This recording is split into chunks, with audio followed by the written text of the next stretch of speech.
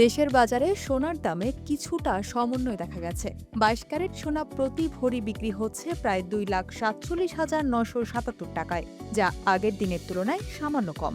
21 ক্যারেটের ভরি 2,36,720 টাকা, 18 ক্যারেট 2,02,848 টাকা এবং সনাতন পদ্ধতির সোনা বিক্রি হচ্ছে 1,65,386 টাকায়।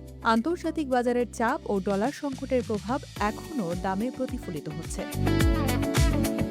রূপার বাজারে আজ স্থিতিশীলতা বজায় রয়েছে। 22 ক্যারেট রূপা প্রতি ভরি 6,065 টাকা, 21 ক্যারেট 5,774 টাকা এবং 18 ক্যারেট 4,957 টাকায় বিক্রি হচ্ছে।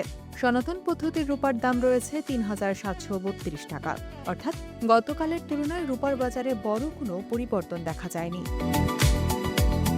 আজকের মুদ্রা বাজারে ডলারের দামে সামান্য ওঠানামা রয়েছে। প্রতি ডলার 121.67 থেকে 123.40 টাকার মধ্যে লেনদেন হচ্ছে।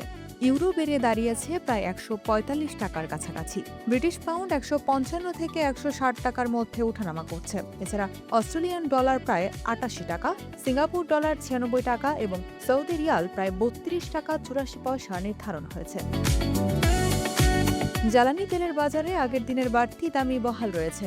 ডিজেল লিটার প্রতি 115 টাকা, কেরোসিন 130 টাকা, অকটেন 140 টাকা এবং পেট্রোল 135 টাকায় বিক্রি হচ্ছে।